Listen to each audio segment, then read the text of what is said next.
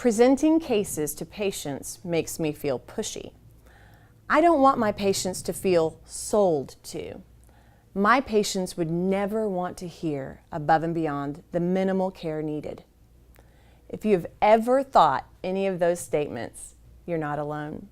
Many doctors and team members are turned off by the idea of selling to their patients or putting case presentation above patient care. Presenting optimal treatment with confidence and working to refine your skills and resources to help patients say yes to treatment is not a disservice to your patients or a negative aspect of your practice. In fact, improving your case presentation skills, what it does is helps your patients get treatment they either need or want and helps you provide more of the dentistry you have refined in your skill set to provide. Hello, I'm Carrie Weber with Jamieson, a management, marketing, and hygiene coaching firm that helps dentists and teams become more productive, more profitable, and ultimately more fulfilled in their practicing lives. So the question is, how do we, in a comfortable, ethical, and compassionate way, open the doors of communication and presentation with our patients on diagnosed treatment, and even more, elective aesthetic treatment that in turn leads to case acceptance? Herein lies the need and benefit of permission-based case presentation. At Jamieson, we teach case presentation to dentists and team members across the United States. We find again and again that one of the greatest obstacles practices need to overcome are their own comfort levels and consistency in effective communication skills. Being able to meet a person where they are, listen for goals, concerns, needs, being able to move the conversation ahead in a positive and comfortable way that ultimately leads to higher case acceptance all falls within the category of communication. Within these communication skills are the times and places when asking permission to proceed becomes imperative.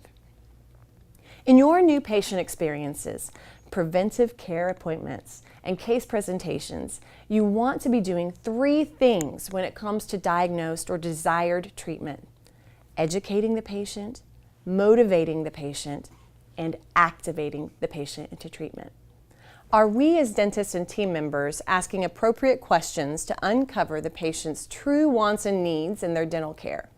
Are we then taking what we learn from the patient and building upon what they shared?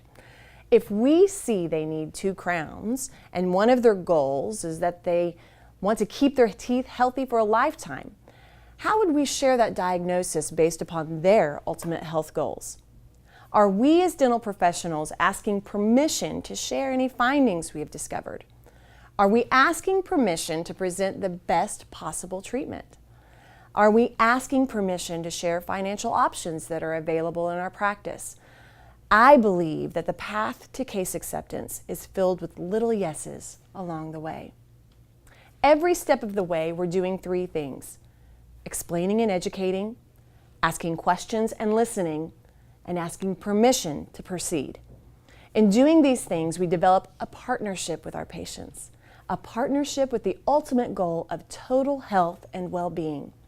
By involving the patient in the process, helping them know what to expect, what is next, and gaining their permission along the way, we build trust between each other and alleviate the anxiety that comes from misunderstanding, loss of control, and confusion. It's important that you become more and more comfortable with asking the right questions early on to your patients so that you can build a path to health for you both to take together.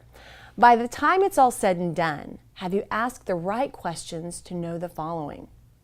What led them to your practice? What are their expectations of you and your team? What are the patient's goals for their dental care, short-term and long-term? What are their concerns, if they have any? What obstacles are in their way for receiving care? Do we have solutions available to help with those obstacles? Are they interested in learning more about those solutions? Do we have permission to share with them any findings during their evaluation? Do they understand your approach to dental care? Do we have permission to present optimal treatment? Do we have permission to have conversations about how to move forward toward accomplishing their goals for their mouth, their teeth, and their smile? And who else, if anyone, helps them make decisions on their health and care? Those are a lot of questions, yes. But many of those questions' answers are built within a well-communicated conversation. It takes practice, but with time, you will find yourself having these clear, effective conversations with ease and putting your patients at ease as they feel connected to that conversation and engaged in the process as well. Imagine what your treatment planning and preparation for presenting a case would look like and accomplish if you meet the answers to those questions. How could it impact your result? How could it impact your patient-focused practice? Asking these questions and effectively listening to their responses will take time. As I've shared in previous articles, scheduling the time necessary to fully uncover the goals, obstacles, and opportunities for a patient to move forward is going to be imperative to your relationship building and ultimate success. Do you want the patient to say, "I'll think about it," and never schedule another appointment? Or do you want the patient to say yes, complete the treatment, pay for the treatment, even refer others to you? If you prefer the second option, it will be in your best interest to schedule your time appropriately for that kind of result. Asking the right questions and asking for permission along the way. This is where the tide turns and people are met where they are with what they need and what they are seeking in their healthcare and their relationships with their healthcare providers. This is your path forward for your practice success.